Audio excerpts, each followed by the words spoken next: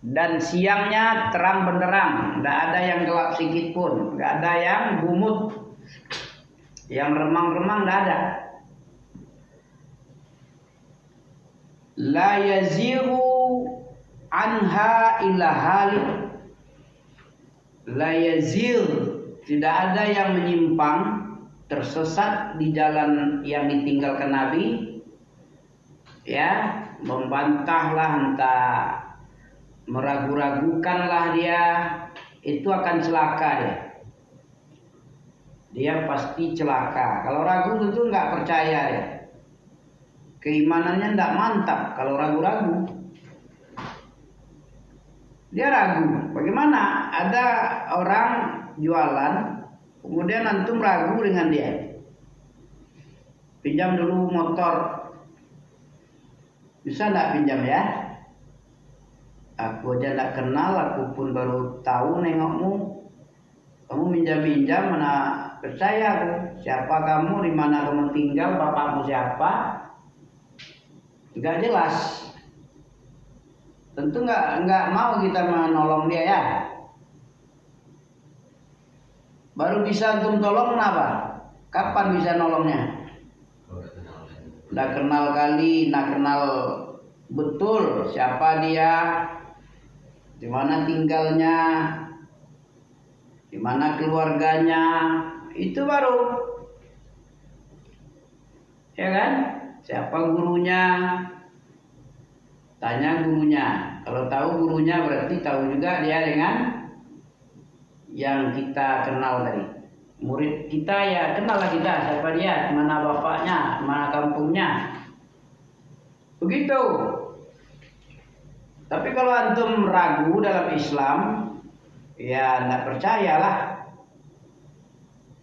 Tidak maulah mengamalkan Islam kalau ragu. Makanya disuruh beriman, bertakwa, beriman, bertakwa, kitabullah, haqqa tuqati, percaya, betul-betul percaya, jangan percaya tapi ragu. Nah ini yang masalahnya. Dia percaya tapi ragu. Kapan melaksanakan Islam dia? Keyakinannya kurang oke. Dia masih mengganjal dalam dirinya. Munafik, masih munafik dia. Agak jalan Islam ini kalau ragu-ragu. Ya kayak orang tadi lah. Kita ragu sama dia. Mana pula kita ngasih tempat tinggal dia. Masuk rumah, percaya kepada dia. Tinggalkan kunci sama dia. Mana udah. Ragu pun. Jangan-jangan nanti kabur dia malam-malam nih. Kita tidur dia kabur. Nggak bisa rugi kita nanti nih. Percaya takwa kepada Allah pun nampak gelagatnya masih belang-belang namanya, beling-baling dia. Itulah pentingnya percaya tadi. Kalau untuk percaya, kenal dengan Islam, enak mengamalkannya. Tapi kalau masih ragu-ragu, kayak orang jalan ke seberang jalan lah. Ragu-ragu nyebrang dia gimana? Tabrak ada. Tabrak dah. Udah maju dia balik lagi. Wah, orang nggak bisa lagi keren, langsung nabrak dia, matilah. Begitu kalau orang ragu-ragu. Orang panggama mati jatuh. Orang panakui mati anyui. Nah, orang ragu-ragu ditabrak. Orang Islam ragu-ragu apa namanya? Islam ragu apa itu? Jadi orang apa dia? Munafik. Munafik ini tidak boleh nih. Karena munafik ini ngomongnya ya izharul iman bil lisan wa kitmanul kufri bil qalbi, menzahirkan, menampakkan keislamannya dengan mulut apanya, mulut cocoknya aja. Tapi yang sebenarnya dia mengingkari kekufuran itu masih ada di hatinya, tidak percaya itu masih ada di hati. Dia sembunyikan tidak percaya dia. Dia berkata yang bagus-bagus, habis itu yang jelek-jeleknya disimpannya. Aku nggak percaya Tuhan, aku nggak percaya Nabi Muhammad, aku nggak percaya syariat Islam nih, ketinggalan kuno zaman onta nih. Udah gitu ya. Apa Islam nih zaman onta kumuh, ya bau ketek misalnya kan, apalagi sebelum ditemukan minyak di Saudi di Arab, miskin itu, orang miskin, kendaraannya onta. Untung aja Arab Saudi itu kaya raya, Arab banyak penghasilan minyak, kalau enggak dihinanya lah. Onta aja pun katanya. Kadal gurun, apa namanya kadrun ya? Kadal gurun kata orang-orang Islamofobia.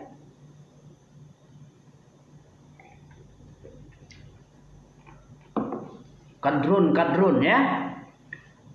Itu namanya pelecehan dalam agama.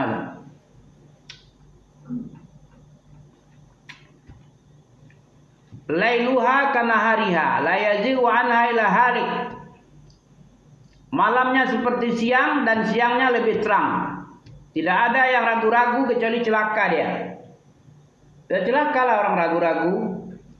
Ragu-ragu nyebrang jalan ke seberang lalu lintas ya. Jalan raya besar ragu-ragu kita nyebrang, ditabrak kita, pecah pala atau patah kakinya. Nah, makanya siapa yang menyimpang dari Islam dia akan halik, halaka, celaka. Oke. Taraktukum iza intamasaktum, dalam riwayat lain ada iza intamasaktum bihima falan tadillu abada. Aku tinggalkan dua perkara, dua pusaka. Taraktukum amraini, nah, ada amrainnya. Amrain dua perkara, dua urusan, dua macam apa? Dua macam pusaka. Taraktukum amraini. In iza tamassaktum bihima, iza antamasaktum bihima, apabila kamu berpegang teguh kepada keduanya, maka falan tadillu abadan. Kamu tidak akan sesat selamanya. Kalau antum mau nggak sesat, percaya penuh kepada Quran dan Sunnah. Tidak ada yang menyimpang dari Quran dan Sunnah kecuali celaka hidupnya. Gak percaya, ragu-ragu dia bahwa Al-Quran kalamullah. Ngomongannya aja nggak dipercaya sama orang, sakit pula hati ini. Apalagi Allah Ta'ala nggak dipercaya ngomongnya. Siapapun yang nggak dipercaya ngomongnya pasti marah ya. Kau kira aku pendusta? Walaupun dia pendusta, kata-kata kayak gitu pasti keluarga. Kau kira aku ini pendusta? Kapan aku dusta? Kapan aku bohongi kamu? Ada? Nah gitulah. Purba dia sekali dulu, pura-pura baik ya kan? Oke. Pelajaran apa yang bagus nih ya?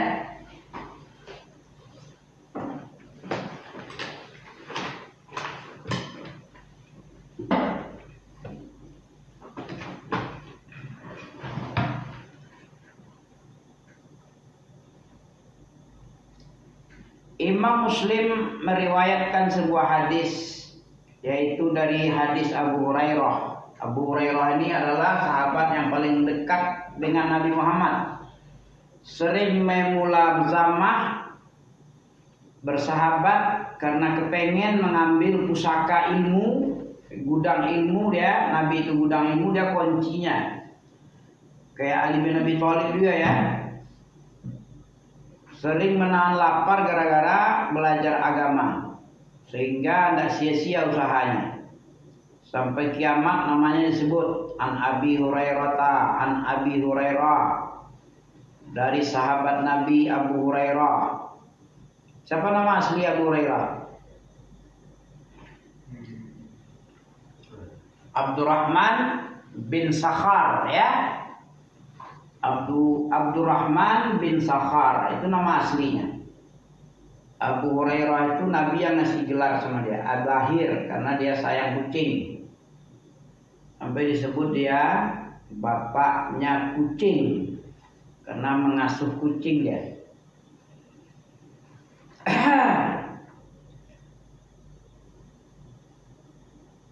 Oke, ini judulnya ya bena adama unfik alaika. Apa artinya itu? Berinfak di jalan Allah, melakukan haji dan umrah secara berurutan. Apa lagi? Doa yang diajarkan Nabi, perkara yang menghalangi terkabulnya doa.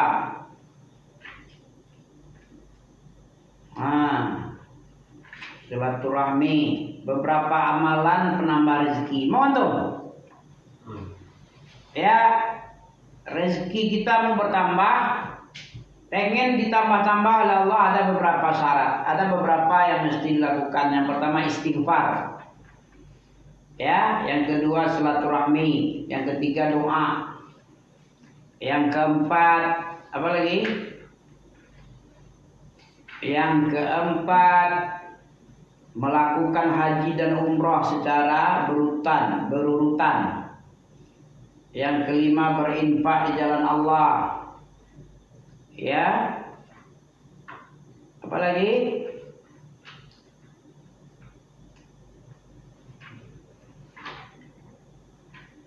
Lima itu aja dulu. Yang kelima ini banyak, panjang apanya nih, dalil-dalilnya. Banyak sekali ya. Sampai habis. Sampai habis nih. Kita mulai dari yang pertama, cara menambah rezeki. Bagaimana caranya? Amalan-amalan yang bisa menambah rezeki. Mana dalilnya? Allah berfirman dalam surat Nuh ayat 10, 11, 12. 10, 11, 12. Tentang apa ini? Tentang istighfar. Istighfar penambah rezeki. Seperti yang dibilang oleh Nabi Nuh kepada kaumnya, wa qultu astaghfiru rabbakum. Aku pun berdakwah mengajak umatku kepada meminta ampun kepadamu ya Allah. Dan aku kasih iming-iming kalau banyak beristighfar, kata Nabi Nuh kepada kaumnya, yursilis sama alaikum midraran wa yumditkum bi amwalin wa baninan wa yaj'al lakum jannatin wa yaj'al lakum anhara. Apa artinya? Istighfar ini menambah rezeki. Apa hubungannya? Ya, Allah sendiri yang bilang.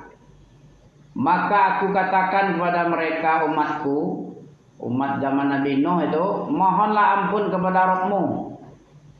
Faqultu astaghfiru rabbakum innahu kana ghafur. Apa efek dari meminta ampun?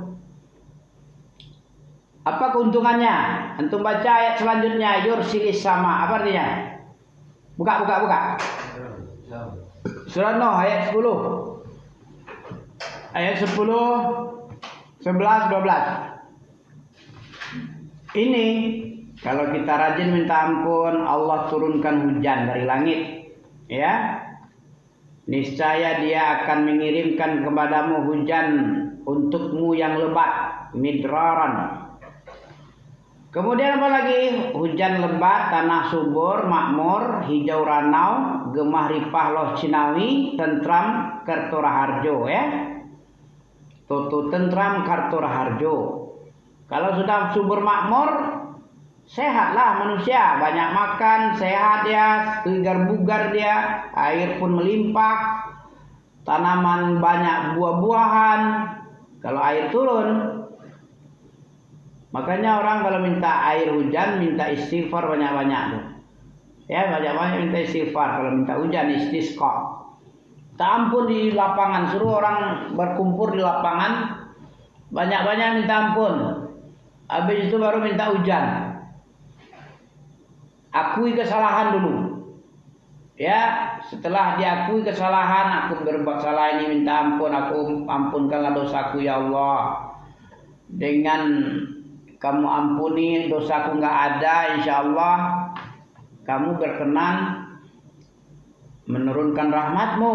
Kalau Allah murka, kalau Allah kita minta ampun, ngakui kesalahan, Allah senang kan? Atau berbuat salah, kurang ajar misalnya kan, maksiat kepada Allah, terus pura-pura bodoh aja, nggak mengakui kesalahan, bagaimana kira-kira? Murka Allah. Kepada orang tua aja kayak gitu, teman aja kayak gitu. Kalau bersalah sama teman, minta maaf dah. Ah, begitu caranya untuk kembali hubungan itu menjadi baik. Kita akui kesalahan, minta maaf dulu. Kalau sama manusia minta maaf, sama Allah taubat dan minta ampun. Nah, itu baru logikanya masuk itu. Itu baru masuk akal kayak gitu ya. Kalau kita salah, minta ampun kepada Allah. Kalau maksiat kita kepada Allah, minta ampun. Selama ini kita jauh dari Allah, selama ini kufur aja, mengeluh saja sama Allah, nggak ada baiknya Allah. Padahal Allah ada banyak kali kebaikan, tapi merasa nggak ada, kurang terus. Allah nggak adil. Allah nih kayak Yahudi bilang Allah apa? Allah itu pelit. Allah itu terbelenggu tangannya. Allah itu tangannya di pundaknya, nggak mau ngasih-ngasih. Nah, padahal Allah terbentang tangannya, rahmatnya luas, membentang kepada siapapun, mau kafir mau mukmin. Kafir aja dikasih, apalagi mukmin. Ya, tengok Cina, dia pula yang paling kaya di Indonesia ini. Padahal dia pendatang, tapi dia paling kaya. Di mana-mana dia punya tanah. Ya karena dia rajin. Dari dunia ya dapat dunia, dari akhirat dapat akhirat. Ya. Jadi untuk menambah rezeki banyak-banyak minta ampun. Kalau Allah berkenan mengampuni, rahmatnya diturunkannya berupa air hujan. Kalau air hujan air hujan turun dengan lebat, jadilah bergerak. Bumi itu jadi summa syaqqaqnal arda syaqqa. Itu. Surah apa itu? Falyanzuril insan ila ta'amih. Ini khutbah Ustaz Amir tadi ini. Ya, hendaknya manusia ini berpikir tentang makannya yang dia makan. Antum ada berpikir tentang makan? Dari makan ini kita berkembang biaknya, segar bugar, bisa bekerja, bisa bernikmat-nikmat dari makan ini. Perhatikan makanmu, dari mana asal makanmu itu? Kalian zuril insan ila ta'ami. Makanan yang kita makan itu bersumber dari Allah itu. Dari mana asalnya? Summa sobba ta'ami anna sababnal ma'a sobba. Kami menurunkan hujan dengan curah securah-curahnya. Kayak sekarang ini musim hujan, bentar hujan, sebentar hujan, banyak sekali hujan. Dengan hujan itu bumi yang mati, yang gersang tandus bisa menumbuhkan tanam-tanaman, ya, sawit lebat, ya, banyak lewat sampai sahabat. Sawit antum banyak ya, Abi. Coba kemarau, terbakar sebelah sana, terbang apinya ke tempat kebun antum. Apa jadinya? Kalau terbang bara api ke tempat-tempat yang kering gimana? Terbakar semua. Habis itu apa lagi? Terbakar sawit. Bisa panen besok. Apa lagi jadi ara semua, jadi bara lah. Jadi arang semua lah. Bersyukur antum ada hujan sekarang. Nah, coba pikirkan. Fa amma bi ni'mati rabbika hadis. Terhadap nikmat hujan ini antum bicara, Amin pun bicara supaya datang syukur, kufur hilang. Wa ma bikum min ni'matin fa minallah. Dari makanan itu asalnya dari air hujan yang diturunkan. Dengan turunnya air hujan bumi terbelah. Amin pun tadi ragu, apa juga berpikir kok terbelah bumi ya? Ya, apa sebabnya bumi terbelah dari hujan? Bisa? Bisa dipikirkan, bumi terbelah Anna sakaknal, coba antum tengok abasa itu. Walian zuril insan. Terbelah artinya kan? Anna sababnal ma'a sabba. Bahwasanya kami yang menurunkan hujan, dengan hujan itu terbelah bumi. Apa buktinya? Kenapa bisa terbelah? Jangankan bumi tanah yang terbelah, pondasi aja bisa terbelah dia. Coba antum biarkan aja lengkeng itu besar dekat pondasi, atau apalagi pohon apa namanya itu? Ada pohon-pohon besar itu, kayak pohon akasia, apalagi satu lagi. Pohon seperti daun yang lebar-lebar itu apa namanya itu? Aduh, apa namanya itu? Ada nampaknya itu. Apa pohonnya namanya itu? Atau mangga aja lah, mangga, rambutan. Kalau terletak dia di pinggir pondasi, lama-lama uratnya besar, bisa pecah pondasinya dia. Tanah jadi naik gundukannya. Karena besar urat-urat tadi, akar tunggang tuh atau akar serabut, bisa tidak stabil itu pondasi rumah, terbelah rumah jadinya. Kalau pohon itu makin besar itu karena hujan kan? Kalau tidak hujan itu mati pohonnya ya. Kan terbelah bumi jadinya. Karena saking besarnya urat-urat, makin lama makin besar, terbelah bumi, terbelah pondasi rumah. Dari sebab air hujan, bumi pun subur, tanaman tumbuh, ya, pohon yang kecil menjadi besar. Jadi gundukan tanah karena akar-akarnya itu menjalar kemana-mana, mematahkan pondasi dasar rumah. Begitu. Ya, yursilis sama alaikum midrara wa yumdidkum bi amwalin. Kalau kita kenyang, ya, kita makan cukup, ya, berkembang biak lah jadinya. Segar-segar semua perut orang. Karena tadi tumbuhan jadi berbuah, hijau ranau. Kemudian rumput-rumputan menjadi subur, dimakan oleh ternak-ternak, jadi kesenangan ternak itu rumput-rumput hijau ya. Jadilah kita sehat. Kemudian beranak pinak pula kita, hamil istri, gara-gara makan puas-puas ya. Wa yumdidkum bi amwal.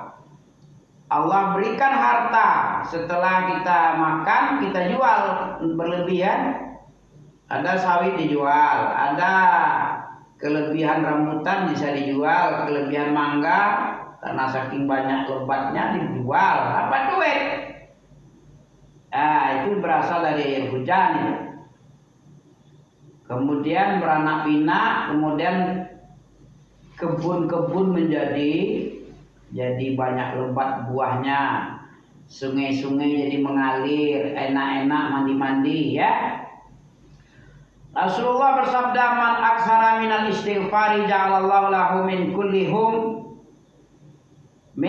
hammin farjan wa min kulli daikin makhrajan wa razaqahu min haitsu la yahtasib. Siapa saja yang memperbanyak dari amalan zikir istighfar, Allah jadikan untuk dia setiap kesedihan menjadi, setiap kesusahan ada jalan keluarnya. Faraja. Ya, ja'alallahu lahu min kulli hammin faraja. Allah menjadikan setiap apa tadi? Setiap kesusahan, memberikan kelapangan dari segala kesusahan, jalan keluar dari kesempitan. Kulli daikin makhraja, kesempitan ada jalan keluarnya. Ya, kesusahan ada jalan keluarnya. Kelapangan menjadi kesempitan menjadi lapang.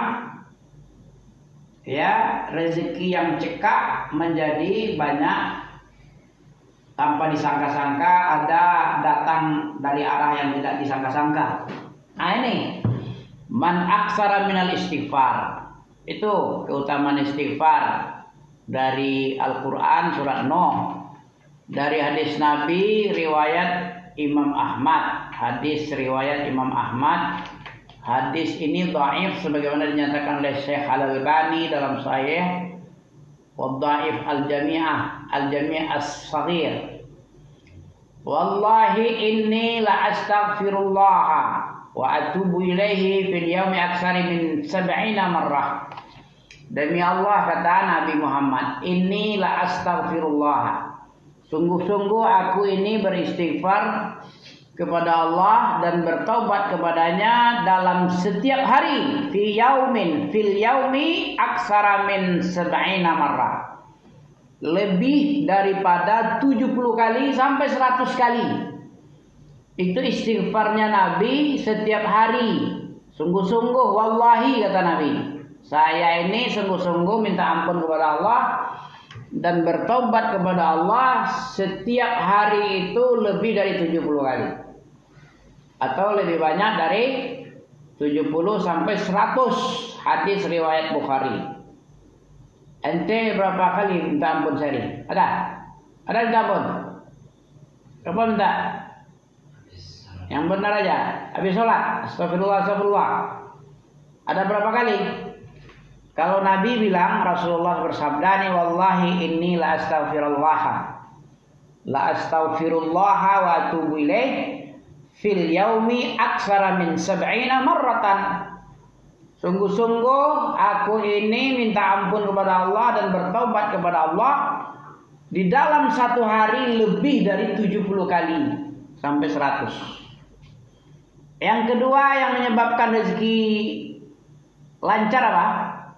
Setelah istighfar, silaturahmi. Apa itu silaturahmi?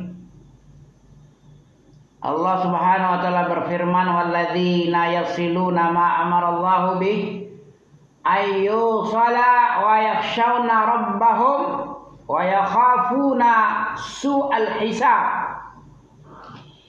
Dan orang-orang yang menghubungkan apa-apa yang Allah perintahkan. Jadi silaturahmi ini diperintah oleh Allah, dihubungkan sama kita. Kita yang berusaha menghubungkan tali kekerabatan. Orang-orang yang menghubungkan tali kekerabatan bersilaturahmi yang Allah sendiri yang memerintah. Mana dalil Allah merintah silaturahmi? Ente tahu? Allah menyuruh bersilaturahmi, mana? Surah An-Nisa ayat 1 apa bunyinya? Wattaqullaha allazi tasaaluna bihi wal arham. Wattaqullaha allazi tasaalu, bertakwalah kepada Allah yang kamu seluruhnya saling meminta kepada Allah. Bertakwa kepada Allah dengan cara dengan cara menghubungkan silaturahmi wal arham. Takutlah kepada Allah, laksanakan silaturahmi.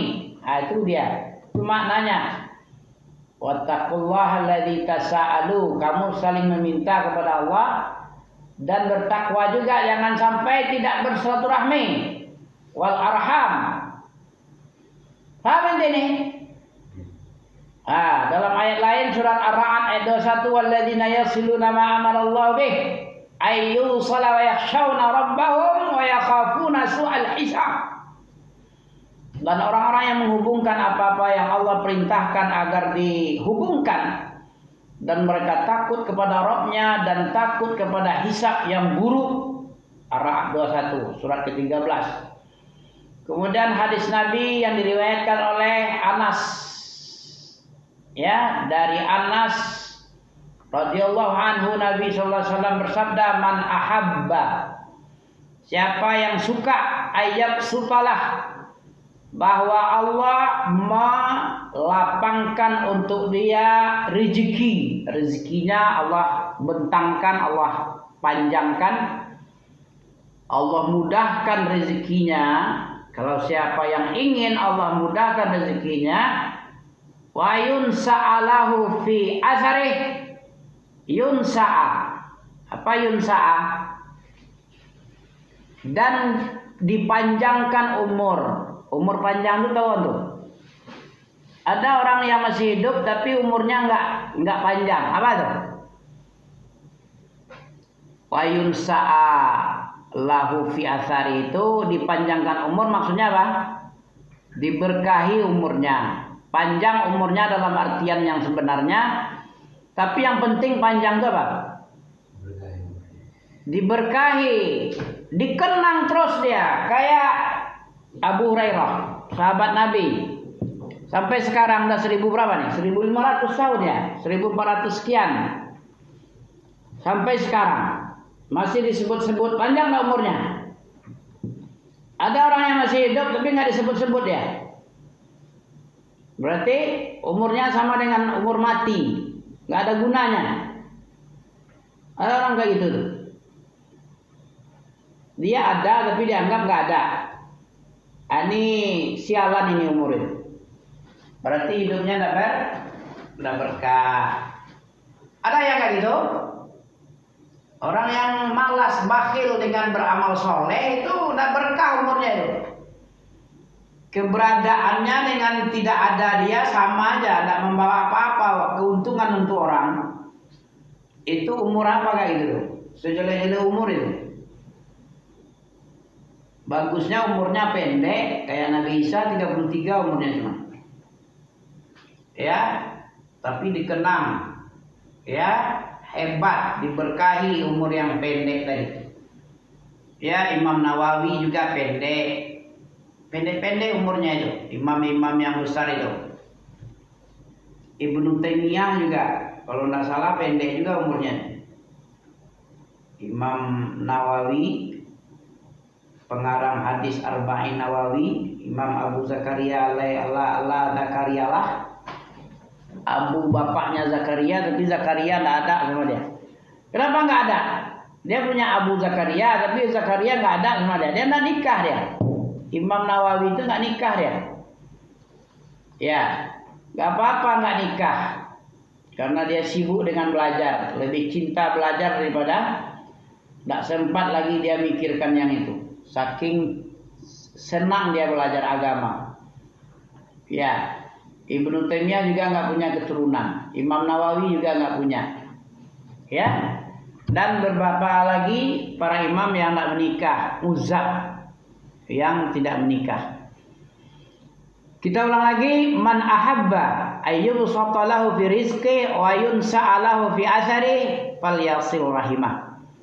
Yang senang dengan rezekinya terbentang luas, ya, yang umurnya dipanjangkan, umurnya singkat tapi lama dikenang sampai 1000-2000 tahun, ya, sampai kiamat. Nah, jadi banyak asar, ya, peninggalan kebaikannya. Nah, itu maka hendaklah dia menghubungkan silaturahmi. Kalau kita menghubungkan silaturahmi, walaupun meninggal kita, ya, kita masih mengenang kebaikannya. Yang terakhir, doa. Doa merupakan senjata mukmin, ya, tiang agama. Wa qala rabbukum ud'uni astajib lakum. La yuraddul qadara illa du'a'u wa la yazidu fi umri illa al-birru. Tidak ada yang dapat menolak qadar kecuali doa. Dan tidak ada yang menambah umur kecuali perbuatan baik. Hadis riwayat Al-Hakim. Ala adulukum ala man yunjikum min aduwikum wa yadirru lakum arzaqakum tad'una Allah fi lailikum wa naharikum fa inna du'ai silahul mu'min. Maukah kalian aku tunjukkan perkara yang bisa menyelamatkan kalian dari musuh dan memperbanyak rezeki kalian? Kalian berdoa kepada Allah. Terus kalian berdoa kepada Allah pada malam dan siang hari, karena doa adalah senjata mukmin. Hadis riwayat Abu Ya'la. Man futiha lahu babud du'a futihat lahu abwabur rahmah wa ma su'ilallahu syai'an ahabba ilaihi min ayyun yus'al al-afiyah Wa inna du'a yanfa'u mimma nazala wa mimma lam yanzil wa la yuraddul qada'a illa du'a fa'alaikum bid-du'a. Barang siapa yang pengen dibukakan pintu doa untuknya, maka dibukakan untuknya pintu rahmat. Tidaklah Allah dipinta dengan sesuatu yang lebih disukainya pada meminta kesehatan. Apa tadi? Tidaklah Allah dipinta dengan sesuatu yang lebih Allah sukai, yang disukai olehnya daripada meminta kesehatan. Jadi meminta kesehatan ini disukai oleh Allah. Ya Allah, sehatkan aku. Sesungguhnya doa itu bermanfaat bagi sesuatu yang telah menimpa dan yang belum menimpa, serta tidak ada yang dapat menolak qada kecuali doa. Karena itu hendaklah kalian banyak berdoa. Hadis riwayat At-Tirmizi. Masih panjang, tapi kita cukupkan yang 3 ini dulu. Insyaallah disambung nanti. Subhanakallah wa bihamdika asyhadu an la ilaha illa anta astaghfiruka wa atubu ilaik. Alhamdulillah.